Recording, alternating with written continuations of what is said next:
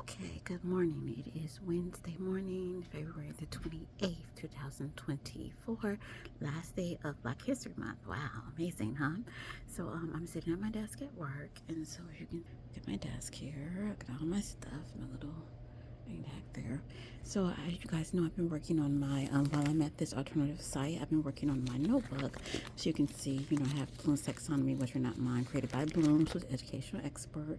And you see all of my research I've done on the current STAR test and all the, I studied it, the fourth grade version, third through fifth grade. And then I wrote down this document for teachers that will be really useful for them because it just review real quick for those who don't know. It just sums up everything the fourth grade students would need to know to prepare for the STAR test, all the specific vocabulary words they would need to know, and I just kind of pulled it together based on my study of the STAR test and the eligible questions that are going to be asked, particularly for STAR, because I know that TEKS are a little bit different, but the particular ones for the STAR test in the approximately third through fifth grade. This one was particularly from the fourth grade, but they're generally the same for the most part, a little bit, but generally the same. So you look at this, you can see this is a really wonderful tool for teachers because it prepares the students, the teachers with, and the students with everything they need to know for the STAR test. And then this is, of course, my reading vocabulary definitions I created, and it just sums up for the students on specific definitions in more detail, so they won't have any question. Parents, the students, anybody who has this won't have any questions about what figurative language means, or what nonfiction text is, what fiction text is. All these vocabulary words that they need to know for STARS summed up in more detail in this. And I created this, all of this. Look at this. This is on so just me an idea, try, give them samples of everything that they need to know. So it just sums everything up they need to know for STAR very easily. And so I've shown you this for just as a quick review. I'm at work right now. See my perfect score response seat, which gives them the repetition they need for the STAR test. Again, asking them those main questions they're going to receive on the STAR test. So it just gives them that repetition practice, because research shows that's one of the most effective strategies, one of the most you can use. Lesson plans, very detailed from my former classroom experience. You can see that this is when I taught third grade last year. Look at this lesson plan. I put this in here, very detailed. I created, I have to do every single year when I taught third grade last year. Look at this, very detailed. You have to do this every single week. A lot of detail and all of that. So I just put that in here. And this, of course, you guys know is my verbal response question sheet, which is, again, that repetition of all the main requirements the students are supposed to master for the STAR test, in addition to the TEKS that they don't necessarily have to master for STAR, but it's something important to them at this foundational level that they need to know. So this is what helps them practice their communication skills by giving them specific questions that they need to know for STAR with a small partner, and then helps them practice their communication skills as well, by so it kind of like kills two birds with one stone. So you see these specific questions that I created in addition to the resource I got from Lead Forward, using those Bloom's Taxonomy combined all together. So all those Bloom's Taxonomy research-based strategies, whether they prepare for STAR, in addition to the communication skills they need to know for TEKS, all combined together. They work with a partner on these. So look at these figurative language, well-known children's stories, 5 main story elements, plot elements, very specific drama theme, all these very specific elements they'll need to know for STAR. This is a fiction one. This is a nonfiction one that I created as well. Notice that I took, like I just stated, the Bloom's Taxonomy, the sentence starters. See, I'm combining all these research-based strategies to be able to assist, combine those research-based strategies together.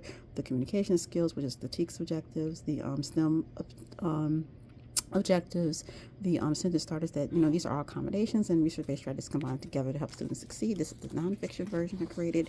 Really wonderful tools that teachers will be able to use working with their students. Look at this one, sentence starter, one word from the text. I can identify what literal meaning is. I give them a suggested sentence starter. They don't have to use that. That's just something to help them out for those students that need a little bit of more help with their communication skills. Those second language learners, as well as students that are just learning how to master the communication skills a little bit more better. Verbally state the central idea of either this section text passed from the text, and then it gives them a suggested sentence starter. In this text blank, I believe the central idea of the text paragraph section was just, if the teacher wants to use that. Part of my education philosophy, as you guys know, is to suggest strategies that teachers and or students can use once they master the particular strategies, whatever works for the particular classroom student or setting. So you can see this is the non-fiction verbal response question sheet. This is the fiction one based on what I just stated, although summed up. These are not mine. These are the Lead Forward resources that I got that the teacher learning report that teachers can use when they're doing open house and or at the end of the year to ask to work with students in the corner, peer conferencing, to ask the students these questions based on how you want to do it. It just sums up for the teachers. I love this. This is from Lead Forward. Sums up for the teachers exactly what they need to be able to ask themselves about each one of their students as they assess them, to figure out where their students are and what they can help them. So you can see This is, this game I created again, STAR questions, specifically taken from my study of the STAR test that teachers can give to students in small groups or however they want to do it. They can just real quick and see if you can do all this. I'm telling you, by the time you finish with Sarah Shannon, these students are going to know this STAR backwards and forward. You don't have to say after school. You don't have to do it after tutoring. If they do it repetitiously with the research based, with the strategies I use, repeating it, in those multiple forms. And just a summary, but this is for me. If they repeat it, like saying, play the game, the pull a response card game, start question, do verb response question sheet, do the sentence stem starters, what I'm saying, combine it in what I'm going to show you in just a moment, all those multiple different ways of repetition, because that's a research-based strategy, of all what's required of them. If they do those in multiple ways, using all of those multi-linguistic learning styles. It's not learning style. Howard Gardner's not learning style. It's multiple intelligence of the students combining all those different ways repetitiously. Then they'll have it mastered. They don't have to stay at school for 5 hours. You would do it right in the hours of your day, as long as you're not in a classroom that allows you to do that. So it's working curriculum here. These are objectives. Like I said, I've done this before. But you see, I'm adding to it. So I have this time right now to do this together. This is just really nice sum up of all the graphic organizers I've created and just stuff I've added the last couple of days to this to make it a little bit better. My children's stories that connect. This is the one I created during Sanderville, with Proof School for Kids. You see, look at this. And then these are all stories I've written to assist with adding to what we teach in the classroom. After students have mastered particular objective focus, then you give them authentic literature to help them learn and focus on that particular objective focus. This is one of the games I created.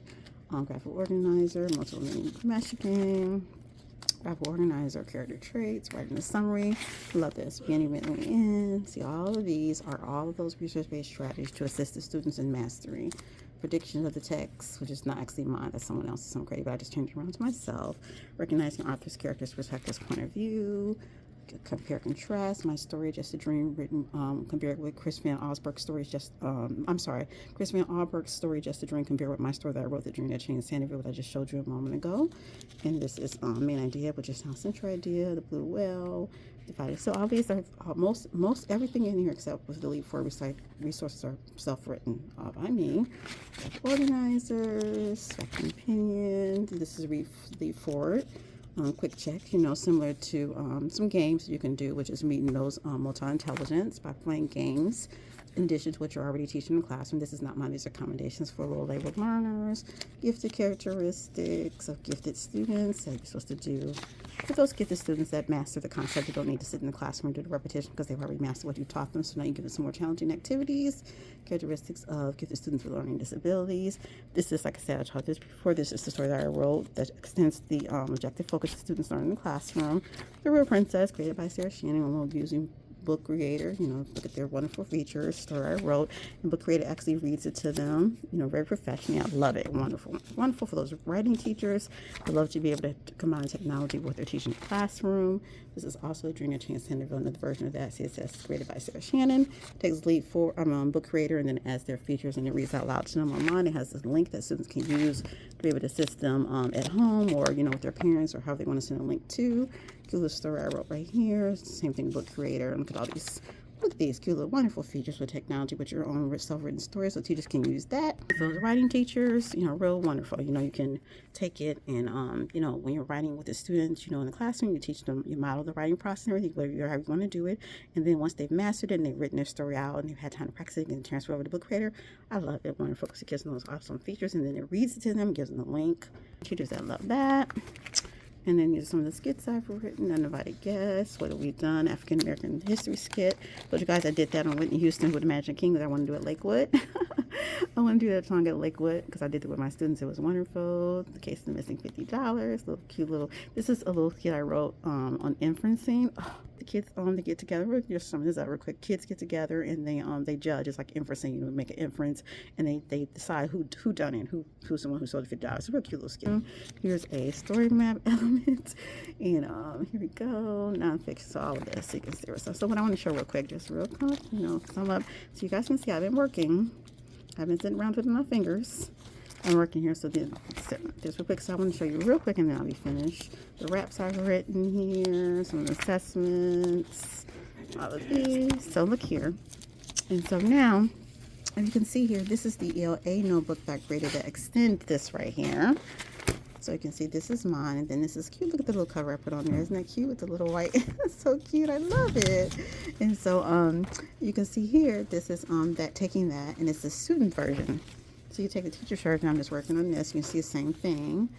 That STAR test questioning activities and the reading vocabulary. So then you give this to your students. See all the little summed up significative language rap, the main idea rap, the little language term, the blue whale activity, verbal response questioning sheet, both fiction and nonfiction. And then the same thing with this game right here that Gracie knows I transferred over from the adult version to the student version. So look at that foot, the foot one. My foot was bothering me yesterday. So take this like this, talking about the writing, and this is the writing I write to students. This goes with the writing extension that I do, and I give students a sample of how to write, prepare for the writing part, the short constructed response part of the STAR, and I give them, step by step, how you can model for them how, if they want to use teachers. So remember, I'm a suggester of strategies. So teachers models for them. This helps them to write in your yellow notebook. Look at that. That is wonderful. And then interesting introduction. All this all are self-written by myself. Poetry. This is something that I have to update, but it is a requirement on STAR. So I'll put this in here that I wrote several years ago myself. Compare, contrast. How to write my narrative. Really, really wonderful. All self-written. See that I'm a writing teacher as well. And then nonfiction text. So you can see, notice what I'm trying to say is that I've transferred all this over. So this would be the student version, their notebook, and then all of this. And then so they take this. So what is I would use this with students in the classroom, and so I would give it. I'll have to figure out how to do it, but then you notice they'll have their own version, and then they can practice on their own. If you want to do an open house and give it to all of them at the beginning of the year, however you want to do it, and then they'll have everything they need. So there will be no excuse for them not to be prepared for STAR. You're going to stay after school. You got to spend 5 hours after. You could do it in your classroom period of time, and then you give the parents. The parents will know what they need to know for STAR. They'll know everything, so that they would work with them at home on it. It gives them everything that they need. So I'm telling you, you work with Sarah Shannon, they're going to master this STAR test up in here. Okay. So anyway, so I thought that would be wonderful. Then I thought that Whitney Houston message at Lakewood, that would be wonderful. Who would imagine a king up in here? Praise God. All right. Thank you.